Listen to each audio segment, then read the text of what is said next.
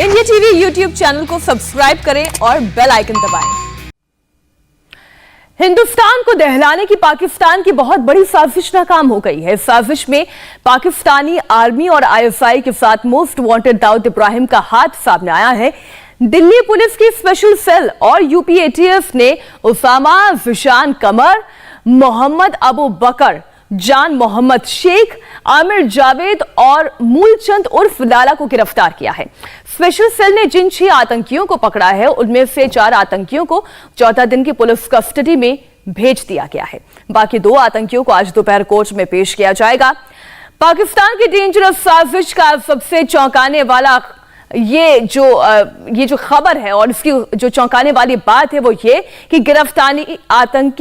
गिरफ्तार आतंकियों में उसामा, जिशान ने पाकिस्तान में 15 दिन ट्रेनिंग ली थी। तो इस वक्त की बड़ी खबर आपको बता रहे हैं, पाकिस्तान में ट्रेनिंग पाए गए इन आतंकियों से ये तमाम जानकारियां निकलकर सामने आई है।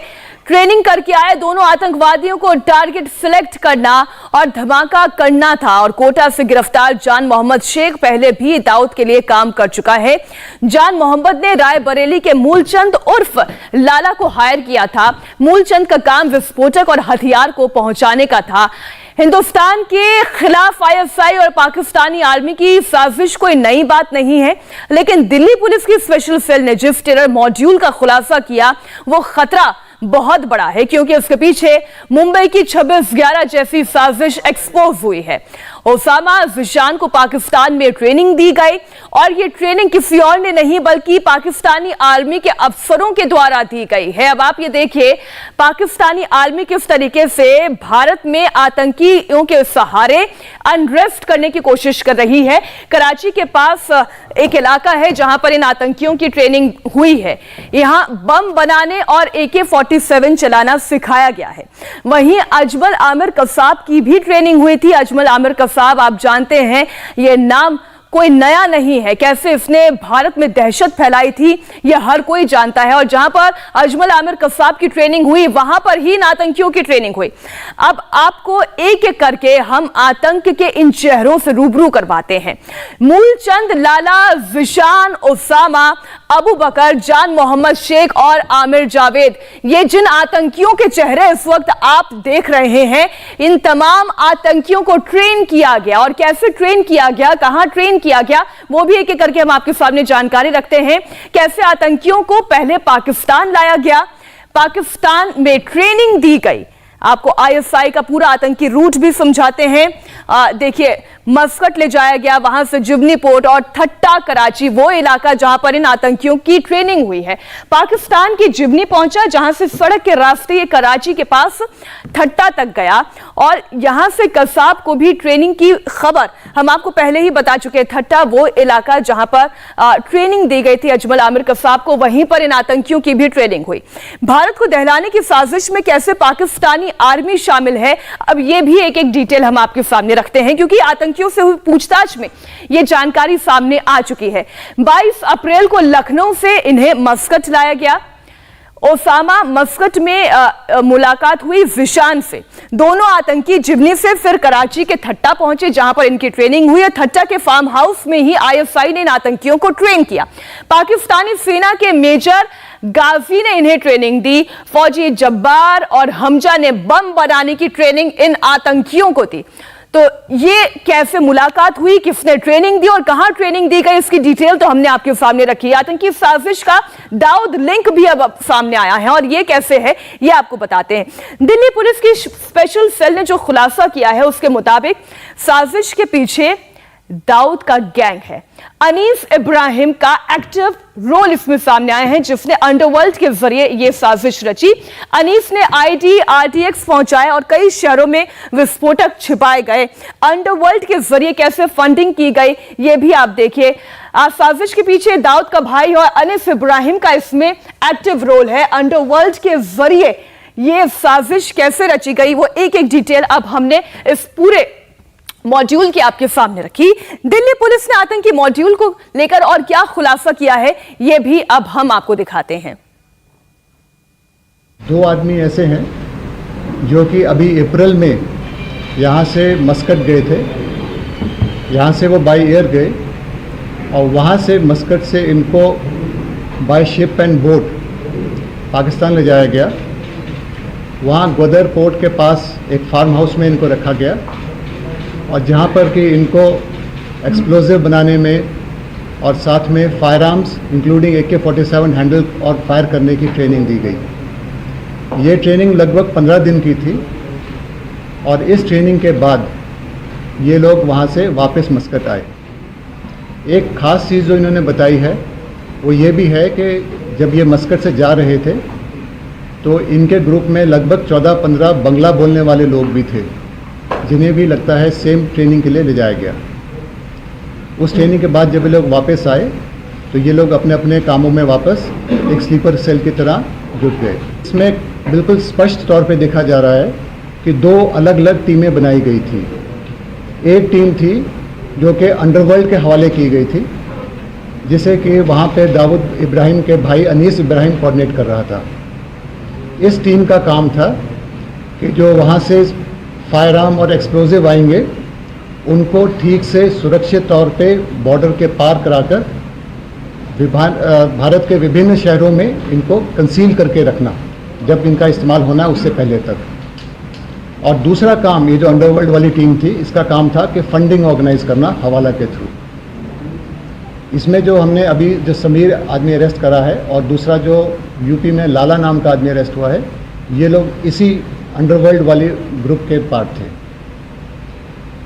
जो दूसरा कंपोनेंट है इसमें वो था जो ये 2 आदमी जो पाकिस्तान ट्रेंड है, प्लस इसमें एक आदमी और है जो कि जिनका काम था कि इंडिया की मेजर सिटीज़ में वो लोकेशंस आइडेंटिफाई करना जहाँ पे कि अभी आने वाले फेस्टिवल सीज़न में इन आईडीज़ को बॉम्ब ब्लास्ट कराए जा सकें।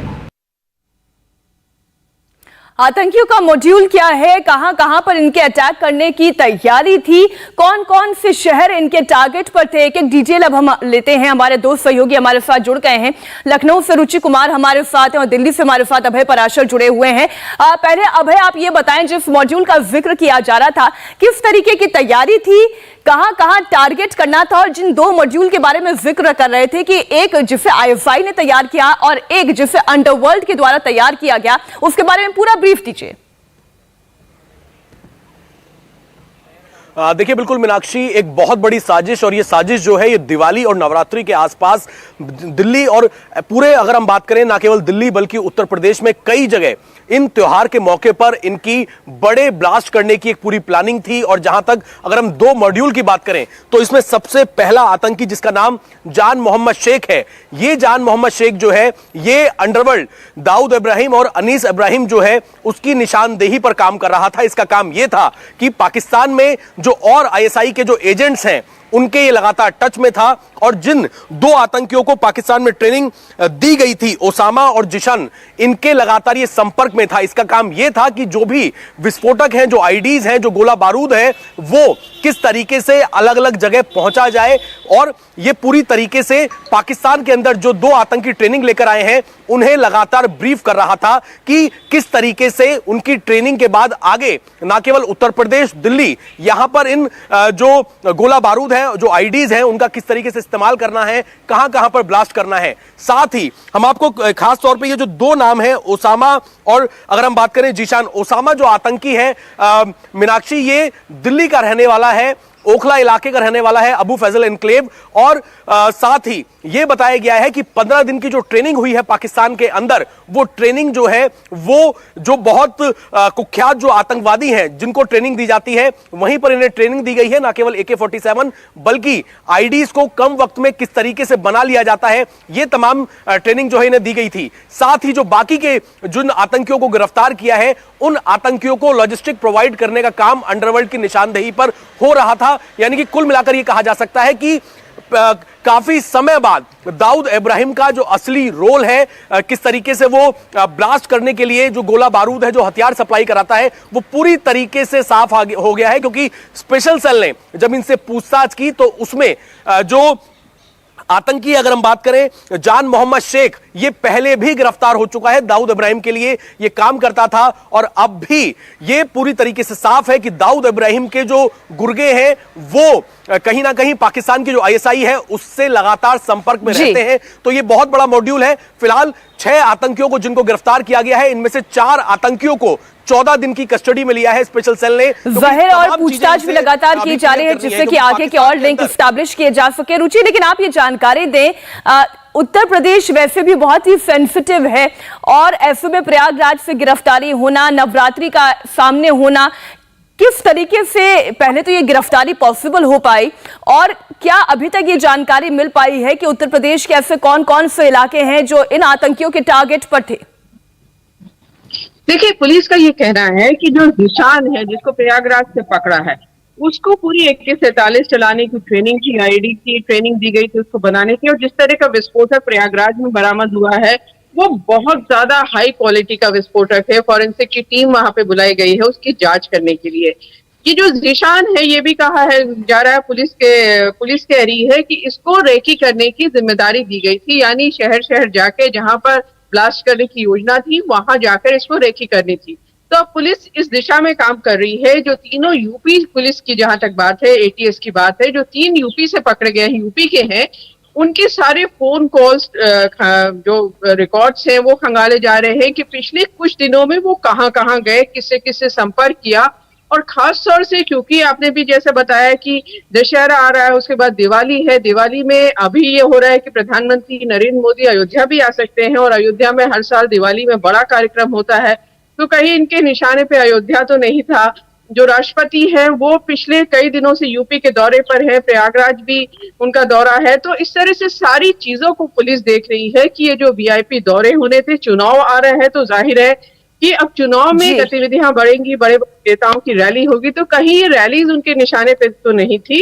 इस चीज की सारी पूछताछ की जा रही है। और बिल्कुल, आतंकी जो 6 किरदार अभी सामने आए हैं, इससे आगे और ज्यादा किन किन से लिंक थे, कहां कहां पर इनकी साजिश थी और कितने बड़े लेवल पर यह साजिश थी, ये पूछताछ में और ज्यादा क्लियर होती चली जाएगी। शुक्रिया फिलहाल रुचि आपका भी और अभय इस पूरी जानकारी का। और इसी बड़ी आतंकी साजिश पर प्रयागराज से भी एक और बड़ी खबर आ रही है। फौरन लौटते हैं एक छोटे से ब्रेक के बाद।